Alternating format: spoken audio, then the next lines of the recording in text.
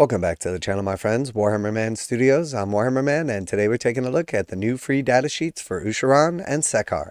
This video is sponsored by CMO Games. More on that later. Death Reigns, new regiments of renown and free rules for Ushoran. And then we also have an article and free rules for Sekhar as well. This video is sponsored by CMO Games. More on that later. Dawnbringer Book 4, The Mad King Rises, is available for pre-order on Saturday, along with the big man himself. Ushoran, the Mortarch of Delusion, has had more appellations than most of us have had hot dinners. And like all of the lieutenants of Nagash, he is not above ranging out onto the battlefield to get the job done. In The Mad King Rises, you'll find rules for 6 regiments of renown, 1 of each Mortarch. Before we get a glimpse of how they play, here's a video to get you up to speed on Ushoran. So there's a little video right here with a little bit of lore in it. We're going to go ahead and skip over that.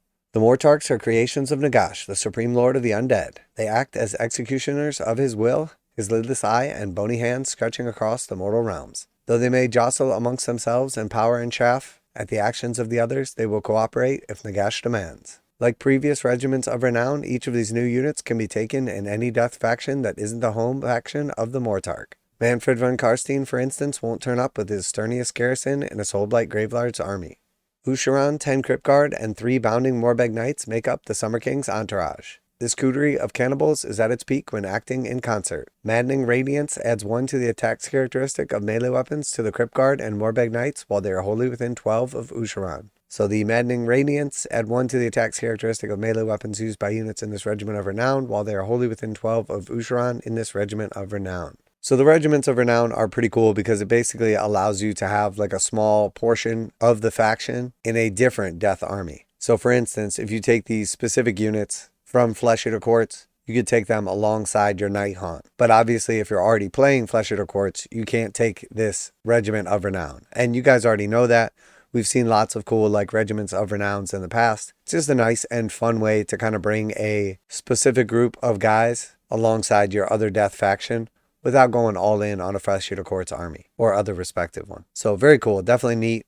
And if you bought the launch box and Ushoran, or you just pick up 10 Crypt Guard and Morbeg Knights along him, you could play this. From her throne in Nalamia, Neferata weaves wicked schemes all across the mortal realms. One such pawn is even nestled with Ushoran's royal court. In battle she commands Neferata's royal echelon, a bodyguard of black knights and eminently disposable death rattle skeletons. But her real power comes from the meticulous plans she executes, often countless years in the making. So the Blood Queen's will grants a once per battle ability to Battle Shock phase to replace the battle tactic that has been picked and replace it with one that hasn't been completed, even if it was one that failed earlier in the battle. It's a complex gambit, but it can wrongfoot even the most assiduous foe. The Blood Queen's will. Once per battle at the end of the Battle Shock phase, if Neferata is the regiment of renown is on the battlefield, you can replace the battle tactic you picked at the start of your hero phase with a different eligible battle tactic. If you do so, you must pick a battle tactic that has not already been completed. So that's pretty awesome. Say you had one in the bag and somehow managed to fail it. Your opponent pulled off some crazy trick. You could pull back a already failed battle tactic knowing that you'll be able to complete it this phase. So pretty neat, nice little trick, and good way to recover some points that might have otherwise been lost. Lady Ullander, Saruman. Lady Ullander's Saruman choir will send a shiver up the spine of the boldest warriors. The Mortarch of Grief and her Dreadscythe Harridans and Muramorn Banshees are consummate harvester of sorrows, terrifying foes within 3 inches so they cannot receive commands in the Battle Shock phase. They also become emboldened at the rush in combat to feed on despair, receiving the strike's first effect if they score an unmodified 8+ on their charge roll. So the Harvester of Sorrows in the Battle Shock phase, enemy units cannot issue or receive commands while they are within 3 inches of any units in this Regiment of Renown. So a very powerful ability. You obviously only have like a few units, but completely shutting down commands for anybody within 3 of them is pretty awesome. In addition, if you make an unmodified charge roll of 8+ for a unit in this Regiment of Renown, the strike first effect applies to that unit until the end of the turn. All 6 regiments of renown bring something fresh to the table, and you'll find them all in The Mad King Rises. If you've not yet had some obsequious and fragrant courtier whisper syrupy sweet tales of the magnificent of Ushoran into your ears, you can catch a glimpse of glory by downloading his Warscroll for free by hitting the button below. So very cool, let's check out his Warscroll. So this is what it's all about. Our boy Ushoran coming to the battlefield near you. Move 10, 16 wounds, save 4+, and bravery 10. So pretty nice, pretty quick. Definitely a chunker. So melee weapons, we have Spectre of the Carrion King, range 3, attacks 3, 3 to hit, 2 to wound, -2 rend, and D3 plus 3 damage. So pretty strong. And then Monstrous Claws and Fangs, range 2, attacks star, 3 plus to hit, 3 plus to wound, -1, 2 damage. And we see if he's taken 0 to 7 damage, he has 10 with a 30-inch range. And we see if he's taken 0 to 7 damage, he has 10 attacks, 30-inch range on the epicenter of delusion. If he's taken 8 to 9, it's 8 with 24, 10 to 11, it's 6 with 18, and then 12 plus, it's 4 with 12 inches. So he is a wizard, can attempt 2 spells, can unbind 2 spells. He has the War Master ability, which means he's always going to count as a general. And then his epicenter of delusion ability, keep in mind this is a 30-inch range, down to 12 inches as he gets injured. If this unit is part of a Flesh Eater Courts army, in your hero phase, you can pick 1 delusion from the Courts of the Delusion battle table. Until your next hero phase, the delusion applies to all friendly Flesh Eater Courts units while they are wholly within the epicenter of delusion range, in addition to the delusion you pick before the start of the first turn. So very cool. Obviously granting one of your delusions automatically in a big bubble is very nice. So at the beginning of the game, you're going to have a 30-inch range on this, and he's got a pretty big base to begin with. So you're basically ending up with like a 65-inch bubble. So essentially the entire table. All right, and then we have the Carrion King. Whilst this unit has 6 Noble Deeds points, friendly Flesh Eater Courts units are affected by the Feeding Frenzy battle trait while they are wholly within 24 instead of 12. So again, very strong, definitely a big buff character for your army. And then Shroud Cage Fragment. At the start of your combat phase, subtract 1 from the bravery characteristic of each enemy unit within 3 of this unit until the end of the battle. Then roll 2d6 for each enemy unit within 1 of this unit. If the result is higher than the bravery characteristic of that unit, the Strike Glass effect applies to that unit until the end of the phase. So pretty cool little ability there, permanently modifying their bravery characteristic and then also giving them Strike Glass potentially. And then we have the King's Chalice. This unit has a ward of 5+. In addition, in your hero phase, you can heal up to 2d3 wounds allocated to this unit. So with 16 wounds and a 5-up ward, it's like having another like 5 or 6 wounds on top of that. So you're going to have to do like mid-20s of damage to take this dude off the table. And then every turn, he's going to heal 2d3 in your hero phase. So realistically, if you don't hit him all at once,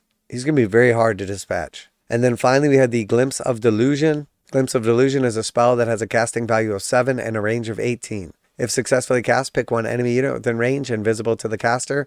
Then pick 1 melee weapon the enemy model is armed with, and pick 1 other enemy unit within range of that weapon. Enemy model immediately makes an attack with that weapon targeting that other enemy unit. So pretty cool. Obviously, your opponent can avoid this if they're familiar with it. So realistically, it's going to work best for using a guy that's inside of a unit so that you can't avoid it to attack his own unit. But let's say, for instance, they have a big monster or something like that with a decent reach and a unit close by to it. You could essentially hit that monster with this ability and then have that monster attack the other unit. So pretty neat, pretty cool. Definitely a strong unit right here. So he is 460 points and he is a leader behemoth, single, unique. And he's on a 130mm base. So very, very cool. Definitely awesome. Looking forward to painting him and putting him on the table. Now a quick message from today's sponsor. CMO Games has been selling Games Workshop products online for over 20 years. They carry the full line of Games Workshop products, including Warhammer 40,000, Age of Sigmar, Necromunda, Blood Bowl, paint tools, and more. Almost all Games Workshop products are priced at 15% off MSRP. CMO Games takes pre-orders for most Games Workshop products released at their earliest date possible. 12:01 a.m. on Saturday, they go live. Most of these pre-order products are also priced at 15% off MSRP. CMO Games offer free shipping in the US 48 with an order of $50 or more. Their customer service is top-notch and they ship most orders within 24 hours. Visit CMOGames.com using the affiliate link in the description and let them know that you heard about CMO Games from Warhammer Man. Now, back to the video. All right, and then we have Fangs of the Blood Queen, how Neferata's top lieutenant wages war. As the Dawnbringer Crusade march on, a dark new obstacle in their path, Sekhar Fang of Nulamia, and her Grand Vampiric Council have teamed up with the Summer King's Court and are determined to make a meal out of Sigmar's faithful. We've met Sekhar before, but she had her band of bloodsuckers have anew arrived in the form of the latest Dawnbringer box set, Fangs of the Blood Queen. As well as making a potent new addition to any Soulblight Gravelord's army, you can find rules for deploying them as an army of renown in your narrative campaigns in Dawnbringer Book 4, The Mad King Rises. Joining Sekhar is a monstrous menagerie of fellbats and dire wolves, each as vicious as their liege.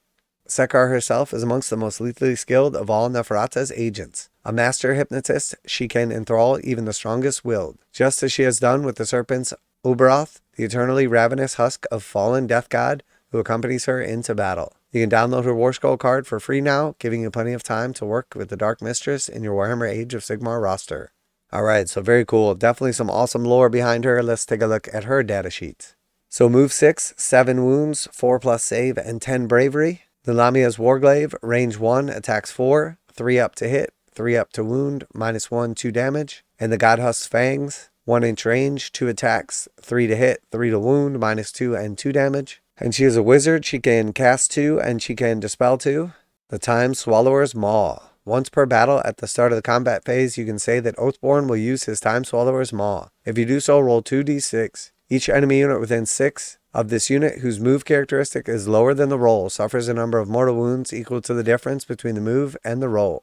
If this unit uses this ability, it does not benefit from the Serpent's agility for the rest of the battle. So pretty cool against like a slower army, obviously. You're going to roll 2d6, which your average roll is going to be 7. So if you've got a few units within 6 with a move of like 3 or 4, you could potentially be doing like 3 or 4 on an average roll or much higher on a strong roll in mortal wounds to each of those units. So it's really going to be dependent on your roll. It's a once per battle use, so it's going to make for some like cool and fun stories about the one time where it just goes nuts. But you do have to give up the Serpent's agility ability, which is attacks that target this unit only score a hit on an unmodified hit roll of 5 or 6. So pretty cool ability. Pretty cool Serpent's agility on top of that, but realistically, once you expend it, she becomes substantially weaker. And then Death's Construction. Death's Construction is a spell that has a casting value of 6 and a range of 18. If successfully cast, pick one enemy unit within range and visible to the caster. Until the next hero phase, that unit cannot pick this unit or friendly units within 6 of this unit as a target of spells, prayers, abilities, or shooting attacks.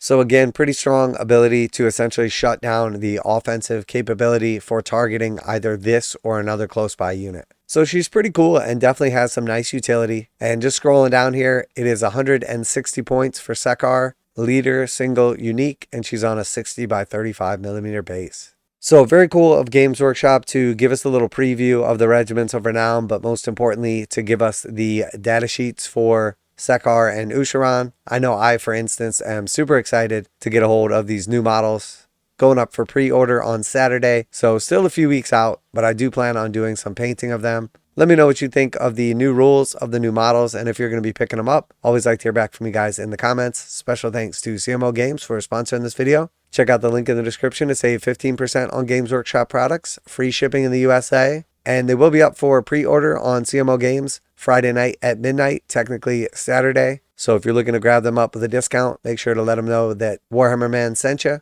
That's it for today. Warhammer Man Studios, I'm Warhammer Man, and I'm out of here.